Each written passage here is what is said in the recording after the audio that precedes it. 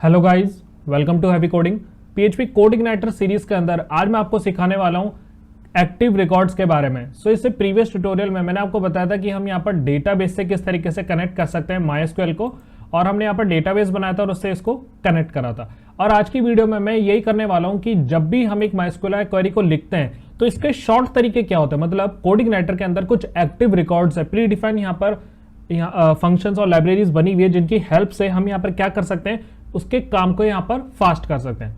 तो यहाँ पर आपको मैंने बताया था कि मॉडल को हम यहाँ पर किस तरीके से लोड करा सकते हैं। तो मैंने यहाँ पर लोड मॉडल करा हुआ है, होम मॉडल को, और हम एक मॉडल के अंदर एक फंक्शन बनाएंगे। तो मैं यहाँ पर एक फंक्शन बना देता हूँ, पब्लिक फंक्शन क्वेरीज नाम से एक फंक्शन बना देते हैं। तो अब इसके अंदर हम लिखने वाले हैं क्वेरीज। तो क्वेरीज किस तरीके से होंगी, जैसे यहाँ पर एक ऑलरेडी मैंने एक टेबल ली हुई है डेटा नेम से, और इसके अंदर कुछ डेटा है मेरे पास। तो हम यहाँ पर क्या करेंगे, इसी डेटा के साथ यहाँ पर मैनिपुलेशन करेंगे। मतलब इसको बेसिकली सिलेक्ट करेंगे, इसको डिलीट करेंगे, इसको इंसर्ट करेंगे हम डेटा को। तो वो हम करेंगे एक्टिव रिकॉर्ड से। तो इसमें क्या होता है, हमें मैनुअल क्वेरी लिखने की जरूरत नहीं होती है। तो अगर मैं आपको मैनुअल क्वेरी दिखाऊं इसके अंदर, तो हम यहाँ पर लिखते हैं सीधा $this, ये आपको यूज करना पड़ेगा। और यहाँ पर जो डीबी है ये ऑलरेडी एक ऑब्जेक्ट बना हुआ है डेटाबेस के लिए, यहाँ पर ऑलरेडी ऑब्जेक्ट बना हुआ है डीबी। जैसे हमारे पास ये लोड बना हुआ है कोई भी फाइल को यहाँ पर लोड करने के लिए, वैसे ही हमारे पास बना हुआ है डीबी डेटाबेस के लिए। अब ये आया कैसे था, क्योंकि हमने यहाँ पर ऑटो लोड के अंदर जब डेटाबेस डाला था, लाइब्रेरी है डेटाबेस की, तो ये जब ने हम ऑटो लोड कराई थी तभी जाके हमारे पास ये अवेलेबल हुई थी। ये लाइब्रेरीज और ये जो क्लासेस हैं ये सब आगे आपको सीखने को मिलेगी कि इस तरीके से यहाँ पर यूज होती है। अभी के लिए आपको ऑटो लोड फाइल में यहाँ पर डेटाबेस डालना था, जो कि मैंने आपको लास्ट वीडियो में बताया था। तो अब $this db जो कि ऑब्जेक्ट है, अब इसके अंदर हमें लिखना है यहाँ पर क्वेरी। ये एक फंक्शन है कोड इग्नाइटर का, क्वेरी। अब इसके अंदर आप क्या कर सकते हैं, यहाँ पर मैनुअल क्वेरीज लिख सकते हैं। तो सपोज मुझे यहाँ पर सारा डेटा चाहिए, तो मैं यहाँ पर लिखूंगा सिलेक्ट स्टार फ्रॉम टेबल का नेम। तो टेबल का नेम क्या है, यहाँ पर डेटा, डेटाबेस हमारा ऑलरेडी कनेक्ट है। तो सिलेक्ट स्टार फ्रॉम डेटा, तो यहाँ पर मेरे पास ये डेटा सिलेक्ट हो जाएगा। एक बार ब्राउजर पे चलता हूँ, यहाँ पर आता हूँ और रिफ्रेश करता हूँ, तो कुछ भी यहाँ पर चेंजेस नहीं है। तो हमने यहाँ पर एक क्वेरी चला ली है सक्सेसफुली, कोई एरर नहीं है। अब इस क्वेरी को मैं एक वेरिएबल में डाल देता हूँ जो कि क्यू नाम से है, कुछ भी ले सकते हैं आप यहाँ पर, ये आपके ऊपर है वेरिएबल का। अब इस डेटा को हमें यहाँ पर क्या कराना है, कंट्रोलर के अंदर प्रिंट कराना है। तो हम वापस से चलते हैं कंट्रोलर में, और $this home model, $this home model, इसको हमने सेलेक्ट कराया। अब इसके अंदर जो भी फंक्शन है मेरा क्वेरी नाम से, वो यहाँ पर चल जाए। क्वेरी फंक्शन कौन सा फंक्शन है, ये वाला क्वेरीज वाला, इसको चलाते हैं यहाँ से, इस फंक्शन को हम चला लेते हैं। अब इसके अंदर जो भी डेटा वापस आएगा, मतलब जब भी हम एक फंक्शन को चलाते हैं तो ये मुझे रिटर्न करके देगा, हमने इसी फंक्शन को चला रहे हैं, तो यहाँ से कोई चीज यहाँ पर मुझे रिटर्न करके देगा। तो यहाँ पर मैं कर लेता हूँ एक डेटा नाम के वेरिएबल को स्टोर, और यहाँ पर हम करा लेते हैं इसको इको। इको से पहले मैं लगा देता हूँ प्री टैग, और इसके बाद लगेंगे हम प्रिंट आर, क्योंकि हमारे पास डेटा जो आने वाला है वो एरे के फॉर्म में आने वाला है। तो अब यहाँ पर क्या हो रहा है, क्वेरी चल रही है, एक बार देखते हैं कि आउटपुट क्या आता है। मैं रिफ्रेश करता हूँ तो यहाँ पर कुछ भी आउटपुट नहीं आने वाला। क्यों, क्योंकि मैंने यहाँ से फंक्शन तो चला दिया, फंक्शन को कॉल भी करा लिया, उसका डेटा भी यहाँ पर प्रिंट करा लिया, बट जो डेटा है वो हमने भेजा तो है नहीं यहाँ से कंट्रोलर में। तो इसके लिए हमें यहाँ पर क्या यूज करना पड़ता है, रिटर्न कीवर्ड, और रिटर्न के अंदर हम क्या डाल देंगे, $q। तो एक बार देखते हैं कि क्या आउटपुट आता है। वहां पर चलते हैं ब्राउजर पे, रिफ्रेश करता हूँ, तो यहाँ पर मेरे पास सारा डेटा आ रहा है। यहाँ पर ये देखो सारा डेटा आ रहा है। अगर मैं इसको प्री टैग को हटा दूं यहाँ से, इसको मैं कमेंट कर दूं और रिफ्रेश करता हूँ, तो आपको यहाँ पर पता भी नहीं चलेगा कि क्या क्या चीज़ आ रही है मेरे पास। तो यहाँ पर ये सारा डेटा दे रहा है एसक्यूएल का, कि भाई ये माइस्क्यूएल डीबी रिजल्ट आ रहा है, अफेक्टेड रोज, मतलब जितने भी रोज है वो ये मुझे शो कर देगा। 2 रो का डेटा है तो 2 रो दिखा रहे हैं यहाँ पर।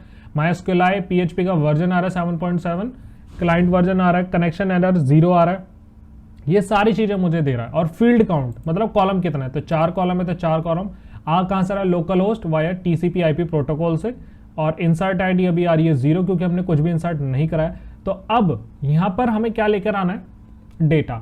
हमारे पास नम रोज भी आ गई, जैसे हम यहाँ पर नम रोज चेक करते थे MySQL नम रोज, तो हमारे पास नम रोज भी आ गई 2, कि भाई ये 2 डेटा यहाँ पर लेकर आ रहा है। बट डेटा तो ये दे ही नहीं रहा, बाकी की चीजें दे रहा, बट डेटा तो दे ही नहीं रहा मेरे को ये।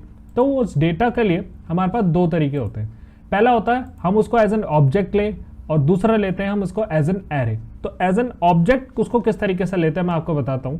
जब भी हम यहाँ पर एरो ऑपरेटर लगाकर, इस पूरे यहाँ पर कोड इग्नाइटर में एरो ऑपरेटर की जरूरत पड़ेगी, तो जो भी ऑब्जेक्ट होता है वो उसको एरो ऑपरेटर से काम होता है। अब इस वेरिएबल को मैं यहाँ पर कैसे यूज कर रहा हूँ एज एन ऑब्जेक्ट, तो जब भी इस क्वेरी के अंदर जो भी चीजें आ रही है उसमें से मुझे एक रो फाइंड करके दे दे। तो ये जो रो क्या कर रहा है, ये रो मुझे एक सिंगल रो का डेटा निकाल के दे रहा है, सिंगल रो का डेटा निकाल के देगा। ये प्री डिफाइंड फंक्शन है। मैं जैसे रिफ्रेश करूंगा मेरे पास डेटा आ चुका है कि भाई यूजर की आईडी ये थी, यूनेम भी यूट्यूब था उसका नेम, यूजर का पासवर्ड ये था और यूट्यूब की ये ईमेल थी। तो इसने मुझे ये फर्स्ट वाला डेटा मुझे दे दिया एज एन ऑब्जेक्ट से। मतलब जब भी हम रो का यूज करते हैं ना तो एज एन ऑब्जेक्ट यहां पर मेरी यूज होती है। अब इसके अंदर मुझे अगर कोई सिंगल कॉलम देखना हो, मान लो कि मैं सिर्फ यू नेम देखना चाहता था, तो यू नेम को एज एन ऑब्जेक्ट ही हमें यहां पर लेना पड़ेगा। अगर हम रो का यूज कर रहे हैं तो आपको यहां पर ऑपरेटर लगा के उस कॉलम का नेम देना पड़ेगा। ब्राउजर पे आता हूं, रिफ्रेश करता हूं तो सिर्फ यहां पर इसने यूट्यूब दे दिया मुझे। अगर मैं पासवर्ड चाहिए था तो पासवर्ड लिख देता, पासवर्ड आ जाता। मुझे ईमेल चाहिए थी तो ईमेल के लिए यहां पर एरर बता रहा है, कॉलम का नेम गलत है, यू ईमेल है, तो मैं यहां पर कर देता हूं यू ईमेल। चलता हूं ब्राउजर पे, रिफ्रेश करता हूं तो ईमेल मेरी आ चुकी है। तो ये था हमारे पास एज एन ऑब्जेक्ट से डेटा लेना। जब हम ऑब्जेक्ट से डेटा लेते हैं तो ये क्या कर रहा है, सारी रो को यहां पर इसने प्रिंट करा दिया। मैं वापस से इस रो को लेकर चलता हूं, सारा डेटा यहां पर आ चुका है। अब हमें जहां जहां भी यूज करना है तो हम इस डेटा को प्रिंट आर ना करा के हम कैसे डेटा को प्रिंट कराएंगे। तो अगर मैं यहां पर लिख दूं इको, मैं यहां पर लिखता हूं इको नेम, नेम क्या है हमारे पास, डॉट यहां पर कॉन्कैटिनेट ऑपरेटर लगाएंगे डेटा, और डेटा के अंदर मुझे यहां पर रो लिखने की जरूरत नहीं है क्योंकि रो सिर्फ यहां का फंक्शन है, कहां का, मॉडल का। तो रो मैंने यहां पर ऑलरेडी लिख ली कि भाई मुझे वहां से रो चाहिए थी, ऑब्जेक्ट में डेटा चाहिए था, तो इस वेरिएबल के अंदर आ रही है। और यहां से मुझे कौन सा कॉलम प्रिंट कराना था, यू नेम का। तो यहां पर चलते एक बार सेव करके ब्राउजर पे रिफ्रेश करता हूं तो यहां पर मेरे पास नेम इक्वल्स टू यूट्यूब आ रहा है। तो ऐसे ही हम यहां पर सारे डेटा प्रिंट कर सकते हैं। अगर मुझे यहां पर चाहिए थी, मैं यहां पर करता अगर ईमेल, तो यहां पर उस बंदे का मुझे यू ईमेल दे देता। चलते ब्राउजर पे रिफ्रेश करता हूं तो यहां पर ईमेल आ चुका है। तो ऐसा तो एक तरीका होता है कि हम ऑब्जेक्ट के थ्रू इसकी एक एक वैल्यू को लेकर जाएं, अगर हमें यहां पर ऑब्जेक्ट से चाहिए। अब दूसरा यहां पर किस तरीके से आता है, रिजल्ट से। तो रिजल्ट क्या करता है, एरे में देता है वैल्यू। अगर मैं यहां पर रिजल्ट लगा रहा हूं, यूज कर रहा हूं, और यहां पर मैं एज एन ऑब्जेक्ट इसको ले रहा हूं, इसकी वैल्यूज को, तो देखते क्या एरर आता है। चलता हूं ब्राउजर में रिफ्रेश करता हूं तो कह रहा है यहां पर भाई आप इसको ऐसा यूज नहीं कर सकते क्योंकि एक नॉन ऑब्जेक्ट वैल्यू हमारे पास तो कैसे आ रही है, वो एरे में आ रही है। तो एरे के लिए कैसे लिया जाता है, जब भी एरे की वैल्यू प्रिंट होती है उसको एरे में लेते हैं, जैसे हम कोर पीएचपी में करते थे वैसे ही यहां पर हम करेंगे इसको एरे में। तो अगर आप ऑब्जेक्ट में चाहते हैं वैल्यू, ऑब्जेक्ट में ले सकते हैं, एरे में चाहते हैं तो एरे में। यहां पर आ रहा है अनडिफाइंड इंडेक्स यहां पर, क्योंकि वो क्या कह रहा है, बहुत सारी मेरे को वैल्यू यहां पर प्रिंट करके दे रहा है, बहुत सारी वैल्यू मुझे यहां पर ये प्रिंट करके दे रहा है। तो अब अगर मैं इसको यहां से बंद कर दूं यू नेम और इसको, और डायरेक्ट इसको प्रिंट कराऊं, डेटा को प्रिंट होएगा क्योंकि वो मुझे सारी वैल्यूज दे रहा है। पहले वो सिर्फ एक दे रहा था, एक रो की। तो जब भी हम एक रो की वैल्यू को यहाँ पर प्रिंट कराते हैं तो वो तो एरर मुझे यहाँ पर जनरेट करके देगा, बट यूज करने का तरीका एरर के अंदर ऐसे ही होगा। इसके लिए मुझे यहाँ पर क्या चलाना पड़ेगा, फॉर ईच लूप या कोई भी वाइल लूप। तो वेरिएबल क्या है, सबसे पहले डेटा की को भी यहां से हम रिमूव कर देते, सीधा वैल्यू पे आते हैं। अब अगर मुझे इसकी वैल्यू प्रिंट करानी थी तो मैं यहां पर अब इसको उठाकर रख सकता हूं, क्योंकि जब हमने रो का यूज करा तो वो एक सिंगल डेटा देता है। रो हमेशा सिंगल डेटा देती है, सिंगल रो का। और जब हम इसको एज एन रिजल्ट कर देते हैं तो अब मुझे कैसे दे रहा है, ये कैसे डेटा दे रहा है मुझे, ये मुझे दे रहा है इसके अंदर मल्टीपल डेटा दे रहा है, मतलब एरे में। अब देखना यहाँ पर एक फिर एरर आएगा। चलता हूं ब्राउजर पे, रिफ्रेश करता हूं तो यहां पर फिर से बता रहा है अनडिफाइंड इंडेक्स यूजर नेम। अब एरे थी तो इसने इसको ऐसे क्यों नहीं लिया, जब ये एरे का डेटा था, क्योंकि मल्टीपल डेटा आ रहा था वो एरे में आ रहा है, तो इसने इसको ऐसे क्यों नहीं लिया, मैं आपको बताता हूं। कोड इग्नाइटर के अंदर भी यहां पर दो फंक्शन है, मैं इसको फिर से कॉपी पेस्ट कर लेता हूं।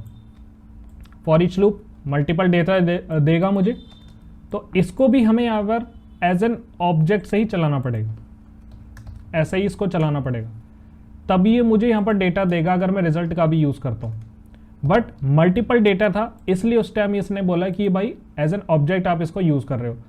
तो यहां पर अभी भी यहां पर ये मुझे एरर दे रहा है। तो यहां पर यू नेम यू ईमेल यहां पर बिल्कुल परफेक्ट है। मुझे यहां पर क्या यूज करना है, वैल्यू का। तो वैल्यू यहां पर कर देता हूं पेस्ट, नए वेरिएबल में वैल्यू आ रही है, तो यहां पर मेरे पास ये डेटा दे रहा है दोनों का, अब अगर मैं इसके बाद बी आर लगा दूं, यहां से पहले अगर मैं बी आर लगा देता हूं, रिफ्रेश करता हूं, तो यहां पर मेरे पास सारा डेटा आ रहा है जो कि दोनों रोज का आ रहा था। अगर मैं यहां से इसको बदल दूं ना रो, तो अब ये एरर देगा कि भाई ऐसा एरे का आप यहां पर डेटा क्यों प्रिंट कर रहे हो, जब भी हमने यहां पर इसको रो दे दिया है। हमने इसको अब एरे का डेटा प्रिंट कर रहे हैं क्योंकि हमने इसको रो दे दिया वहां पर। तो रो तो सिंगल कॉलम लेगी, तो फॉर ईच में तो चलेगा नहीं क्योंकि इसके अंदर एरे चाहिए। तो अगर हम रो का यूज कर रहे हैं तो सिंगल रो का हम डेटा निकालेंगे और उसमें एज एन ऑब्जेक्ट से हम उसकी वैल्यू को प्रिंट कराएंगे या इको कराएंगे। बट वही सेम चीज हमें यहां पर भी करनी है, एज एन ऑब्जेक्ट से ही अगर आप कराना चाहते हो प्रिंट, बट मल्टीपल डेटा को कराना चाहते हो, मतलब एरे के अंदर के डेटा को प्रिंट कराना चाहता हूं, तो आप ऑब्जेक्ट तो यहां पर लिखेंगे बट आपको यहां पर फॉर ईच लूप चलाना पड़ेगा क्योंकि उसके हम एक रो से ज्यादा डेटा को ले रहे हैं यहां पर। अब यही चीज अगर मुझे ऊपर वाले तरीके से करनी हो, मतलब इस तरीके से जैसे हम कोर पीएचपी में करते थे, यहां पर एज एन एरे को हम प्रिंट कराते थे फॉर ईच के अंदर, अभी हम एज एन एरे के वैल्यूज को हम ऑब्जेक्ट के थ्रू प्रिंट करा रहे हैं, एरेस की वैल्यू को ऑब्जेक्ट के थ्रू प्रिंट करा रहे हैं। अब एरेस के डेटा को एज एन एरे की तरह ही मैं यहां पर प्रिंट कराना चाहता हूं। और सबसे पहले हमने क्या करा था, रो की वैल्यू को ऑब्जेक्ट की तरह। मैं आपको फिर से बता देता हूं, पहले हमने करा था रो की वैल्यू को एज एन ऑब्जेक्ट, फिर उसके बाद हमने करा था एरेस की वैल्यू को एज एन ऑब्जेक्ट, फिर हम कर रहे हैं अब एरेस की वैल्यू को एज एन एरे। तो अब ये काम करेगा इसकी तरह, बट उससे पहले हमें यहां पर एक और फंक्शन चलाना पड़ेगा। अभी हमने चलाया था रिजल्ट, अब अगर आप लिखते हैं रिजल्ट अंडरस्कोर एरे, ये तीसरा फंक्शन है रिजल्ट अंडरस्कोर एरे।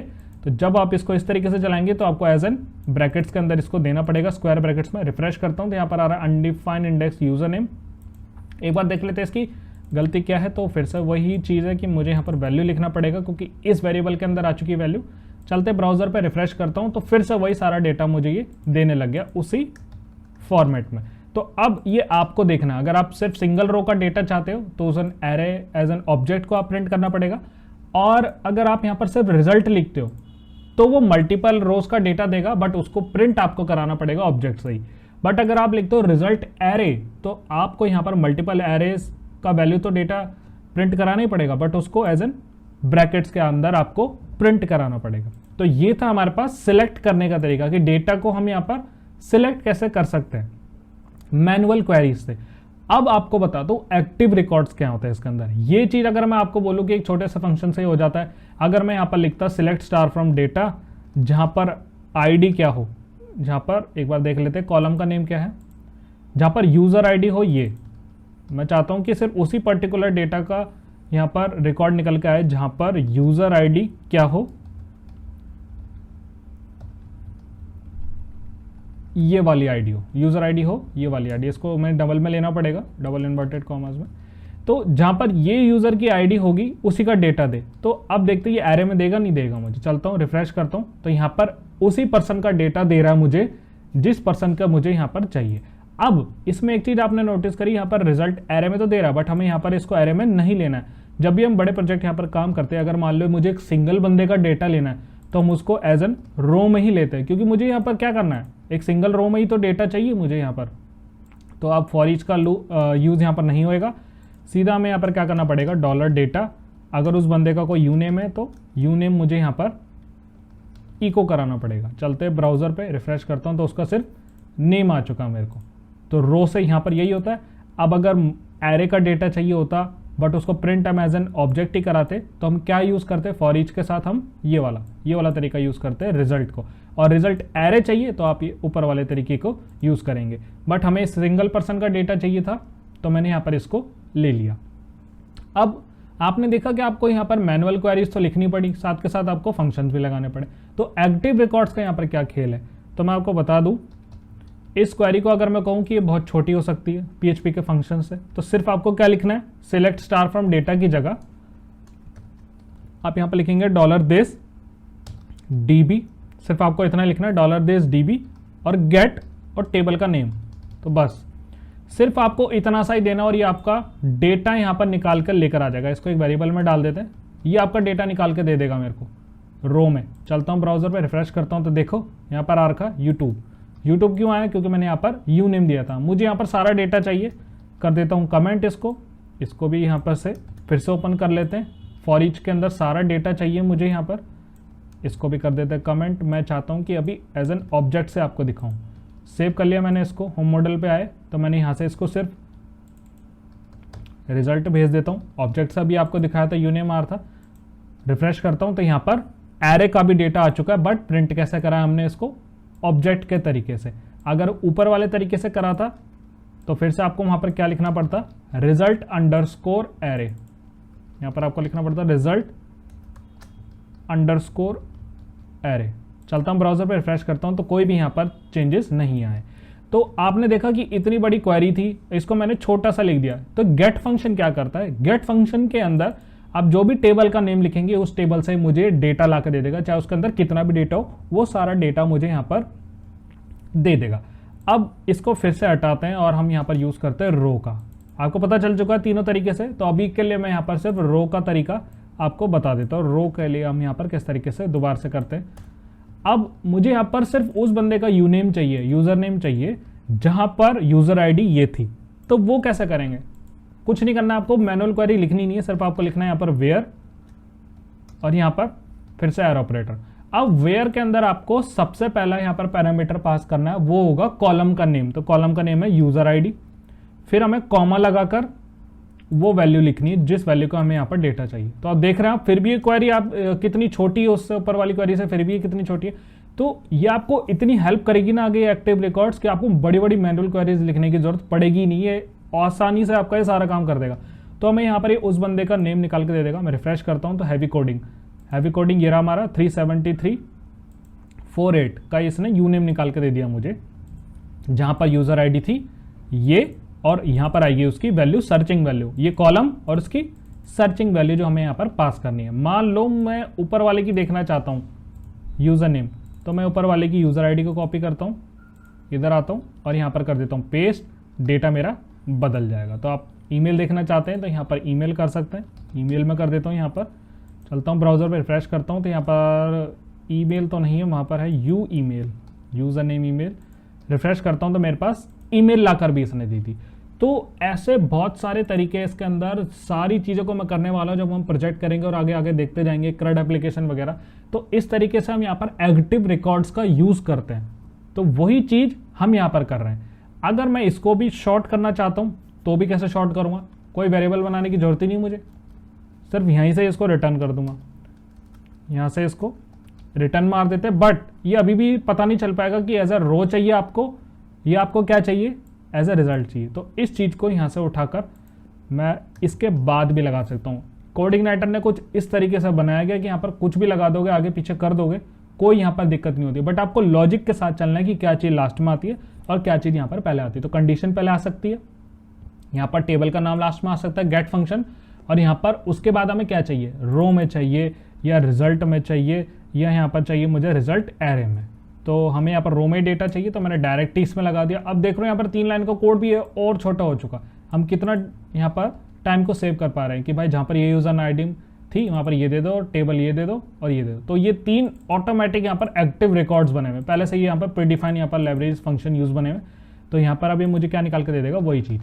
तो यहाँ पर कुछ भी चेंजेस नहीं, क्योंकि हमें यहाँ पर वही डेटा चाहिए था। तो आई होप गाइज आपको ये समझ आया होगा किस तरीके से हम यहाँ पर एक्टिव रिकॉर्ड्स का यूज करते हैं, सारे हम देखने वाले हैं।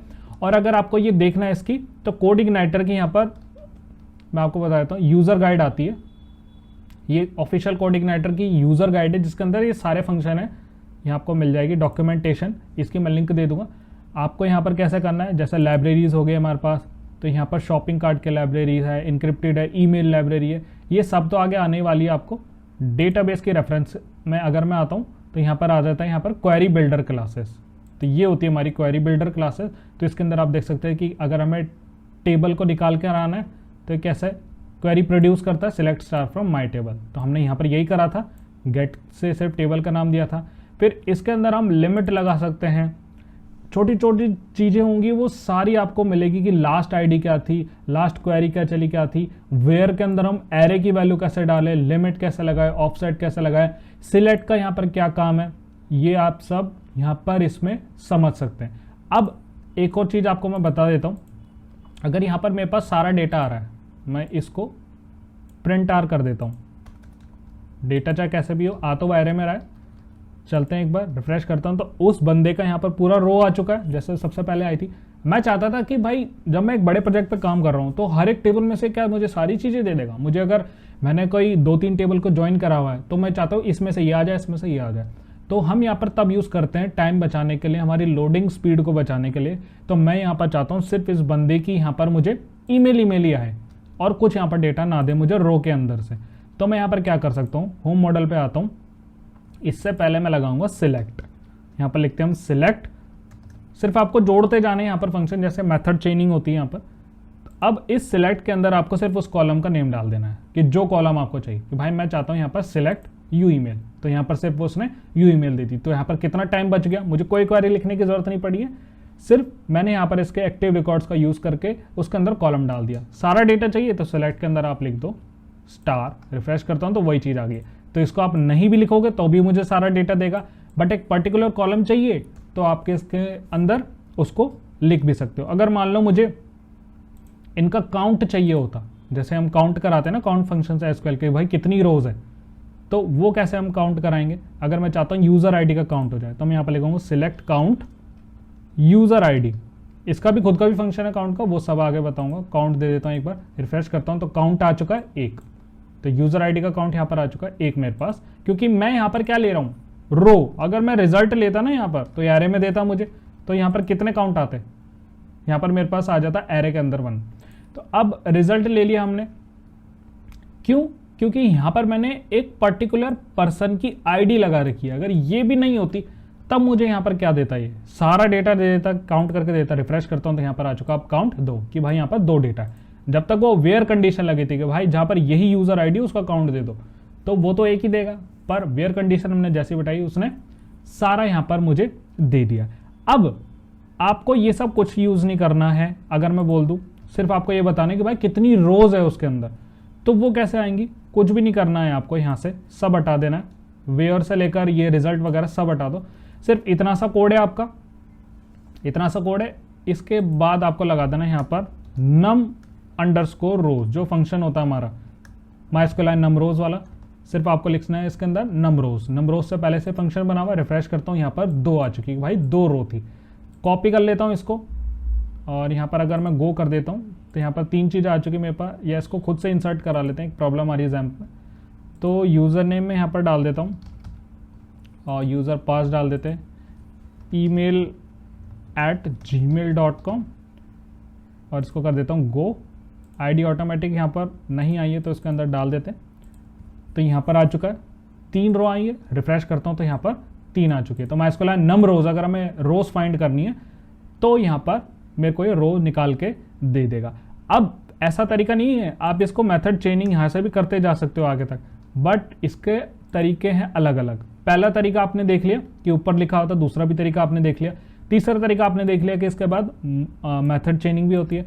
और इसके बाद अगर इसको कंटिन्यू करना है तो आप इसके अंदर क्या कर सकते हैं, एक वेरिएबल ले लिया और वेरिएबल के अंदर जैसे मैंने यहाँ पर इस क्वेरी के वेरिएबल को रो रिटर्न कर दी। मैंने रो इसको यहाँ पर भी लगा रखी थी और मैंने आपको इसको अलग से लगा के भी दिखा दिया। तो इस तरीके से हम यहाँ पर इसकी मेथड चेनिंग कर सकते हैं कि आगे जुड़ता जाए। और एक और तरीका, इसको कॉपी करता हूँ और यहाँ पर करता हूँ पेस्ट और यहाँ से इसको हटा देते हैं या एक रख लेते हैं एक वेरिएबल को। तो अगर मैं यहाँ पर चाहता था कि वेयर को यहाँ से अलग से लगाऊं तो मैं यहाँ पर वेयर ऐसे भी लिख सकता था, वेयर यूजर आईडी। क्या हो यहाँ पर यूजर आईडी, इसकी ये वाली यूजर आईडी को ले लेते हैं। तो भाई ये यूजर आईडी का मुझे यहाँ पर डेटा दे दो। अब कंडीशन आपको पहले लगा देनी है और टेबल को बाद में, क्योंकि वही तो हमारे पास ले रहा बार बार। तो अब ये तरीका भी लिखने का होता है कि हम बार बार $this लिख के उसके सामने चीजें करें, या एक ही लाइन में उसको लिखते जाए, या इसके बाद का भी मेथड चेनिंग हम इसमें जोड़ते जाएं। तो 3-4 तरीके होते हैं इसके अंदर। अब ये मुझे क्या कर देगा, यहाँ पर ये क्या मुझे दे रहा है, रो। तो यहाँ पर मेरे पास रो आ रही है, $get डेटा से यहाँ पर रो आ रही है। इस चीज को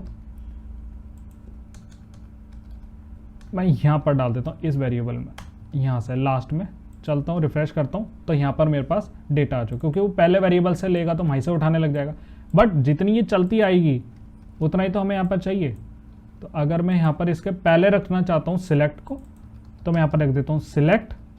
क्या चाहिए सिर्फ मुझे यूज़र का ईमेल, तो यूज़र का ईमेल दे दो मुझे बस। तो अब 3 क्वेरीज हो चुकी हैं यहाँ पर। तीसरी क्वेरी में मैंने उस वेरिएबल को लगा दिया था ताकि मेरे को ये डेटा निकाल के दे दे। रिफ्रेश करता हूँ तो सिर्फ मुझे ईमेल ये दे रहा। अगर मैं ये भी नहीं लगाता तो मैं यहाँ पर क्या करता, डायरेक्ट यहाँ से रिटर्न कर सकता था। बहुत सारे तरीके का इसको लिखने के लिए, आपको कंफ्यूज नहीं हो रहा। जब आप ये सीखते जाओगे ना, इसकी मैनुअल गाइड यहाँ पर पढ़ते जाओगे, आपको ये सब कुछ आता जाएगा। पहली बात तो आपको ये सीरीज देखते देखते ही सारी चीज़ें आ जाएगी। अब मैं यहाँ से इसको रिटर्न कर सकता था, लास्ट वाले से रिफ्रेश करता हूँ तो कोई भी यहाँ पर एरर नहीं आ रहा। तो बहुत सारे तरीके होते हैं एक्टिव रिकॉर्ड्स को करने के। मैंने यहाँ पर कुछ तरीके आपको इसको बताया और कुछ यहाँ पर हमने फंक्शंस का भी यूज़ करा। अगर आपको गाइज इसके बाद भी कुछ डाउट रह गया तो मुझसे कमेंट सेक्शन के अंदर जरूर पूछना। सो इस वीडियो में इतना ही। Thank you so much.